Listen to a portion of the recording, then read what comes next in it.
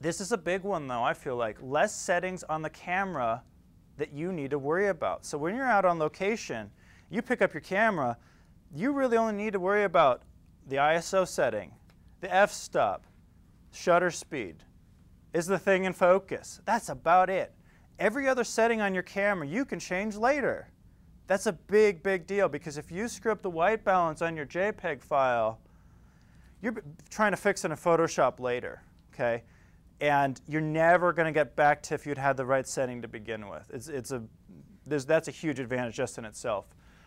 If you're going to shoot tethered in a studio primarily, or you take your laptop on location, you're going to get the same advantages that you'll get from RAW, plus you get a large preview, and you get additional options that come with whatever this special, unique software is that you so choose to use.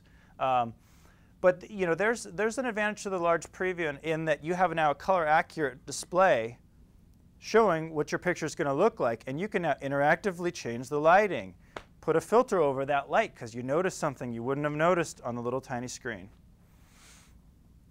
So in those workflows, you've got a number of color options. Obviously, JPEGs, you've got settings on the camera, and when you bring the file in, you can assign a profile in Photoshop, or like I said, image capture, or iPhoto, or whatever else can assign a profile. That's primarily it, but that settings on camera, that one little line there, encompasses a huge amount. In RAW, you've got the settings in the RAW conversion software.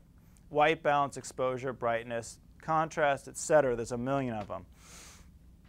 You also have a camera profile, at least in Adobe Camera Raw. I call this a profile in quotes because it's not an actual color sync, ICC compatible profile, but it accomplishes a lot of the same things. It's a specific adjustment for your camera. And then you also have an output profile that can affect how wide a color range you have. If you're outputting to the web, like I said, you don't want to produce a huge file because it's not going to look like that on a non-calibrated screen. Tethered or you know, proprietary software, I'll call this. You've got a lot of the same advantages of RAW, and then some of them support actual ICC profiles. And this is one of the huge reasons why I actually brought up this software tonight, or this type of software, is that the ability to actually use a true ICC profile is only available in, you know, kind of a unique set of software. So that's our massive amount of information at the very beginning. So everybody ready for a 2-minute break to process, or? Do you need a break? I could use some water. Is there water around? You got it. I'll bring some. If you want a break, Who is really set on shooting JPEG files? Because I can go over some of the settings on the camera. Everyone's shooting RAW here? Yeah. Shoot both. You shoot both? No. Okay. I was going to hook up my camera to the TV and show some settings there, but they can't find the keys to get in to disable the input lockers. I don't know. It's old technology, and the projector's up there now. But basically, what I was going to go over is the quality setting is a key one.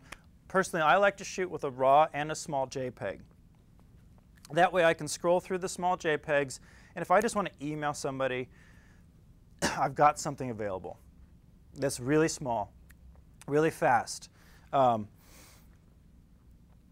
other thing is like I said, there's a million other options on your camera. So if no one's really concerned about that. Do you ever come to extracting JPEGs from the RAWs? For that purpose? Yeah, or, you know, you can just extract. They always shoot like a little JPEG with all RAWs. Don't they just extract those? I'm not sure. Every RAW file is different, really, from each company. So I'm not sure that all of them do that or not. That's not something I'm even aware of. I think a lot of the RAW files have a full JPEG In the RAW file. compressed inside of the RAW file. Yeah. So there are some. What software are you using to get that out? I use Photo Mechanic. Okay. Yeah, I'm primarily just working in, you know, Photoshop, Lightroom, that kind of thing. Yeah, I bet they do too. There's some other utilities that will specifically extract that. I just need one little one, that'll Well, work. you know, I got you three. Thank you, appreciate it. It's like big ass cups, right? There you go. first We'll one keep that is away free. from electronics. All right. So yeah, we learn something new every day. I didn't know you can extract the JPEG straight out. I can't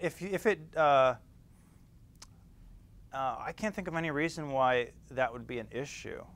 Like if the JPEG's in there, it's probably the same basic thing that the JPEG would, you know. I'm not sure, but I think. I don't know. I'd have to have a comparison Aren't you to doing look. a JPEG on the back of your camera? Yeah, I would assume so because there's definitely some things going on. Yeah, it's not converting it through the back of your camera. Right. Yeah. Since I always shoot with a JPEG, I kind of assumed it was loading that smaller JPEG because it also seems to be lower quality too. But I don't know. Okay, so primarily we're talking about RAW files then. That's kind of good to know. All right, so we're going into actual using the tools here. That's the key thing. White balance, again, I'm going to keep coming back to that, white balance. I have a lot of people who say, oh, I've got my white balance figured out. All to figure out that later on, after I check everything else, it comes back to the white balance wasn't working. That's why all their pictures are, all the skin tones are orange, things like that. You know, if you need to have your white balance so you really trust it. And we'll kind of go over, you know, the main thing is that you need to have something that is neutral. If you're going to be doing a camera profile or camera calibration, how do you light the target? I'm going to go over using the i1 software, using in-camera, using Colorize, running the ACR calibration script. Now this is one specific person's script. Okay, they're very similar though. There's a number of them out there. They do some unique things, but as you'll see, they're unique in their own ways too. The Color Checker Passport software and Adobe's DNG Profile Editor, which do, like I said, very, very similar things, but produce slightly different results. And then, what do you do with these things? With a workflow that you're going to apply them in. In ACR, I say Photoshop and Bridge because a lot of people say they edit all their images in Bridge. They don't realize that they could just close Bridge and they're still editing somehow, magically. So really, you're using Bridge and there are some things that are happening in Bridge, but it's feeding that information back to the Adobe Camera Raw module that is Photoshop. It's running inside of Photoshop. You can't quit Photoshop while you're running the Adobe Camera Raw plugin, basically. That's a you know, a minor detail, but it does make a difference because I found CS4 has a few little glitches in it on randomly that things aren't working, and it's because some of these relationships between the Photoshop and ACR. So you should be able to be doing stuff in Bridge and be working in Bridge and ACR in Bridge, and while that's happening, still open it if you do it correctly, and then be working. And while that's happening, you could open Photoshop. Some things, but when you open all of your image up and making the major adjustments, you can open that up in Photoshop or in Bridge. You have a choice. okay, and it's loading that module from Bridge. Okay, so ACR is almost like a third program that's running behind the scenes, really, and it's being accessed from these two programs. Yeah. Works in both that. I think if you do like Command O, it works in one. Command R, it works in the other on an Apple. As far as I could tell, when you just hit open, it brings it, like you said, Command R. A lot of people, though, now are actually going to be working in Lightroom. And if you didn't have a lot of time already invested in really understanding using Photoshop, I really feel like Lightroom's probably going to be a much more common tool, just in general. I'm not going to say it's a better tool for doing this. In a lot of ways, it has some advantages.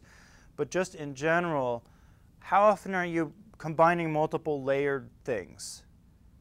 You know, how often you're compositing pictures in fairly complex ways. Primarily, most people, everything they're doing could be done in just Lightroom, like 98% of the time. And there's some definite workflow advantages. Now, what you can accomplish in both of them, the features obviously overlap in a lot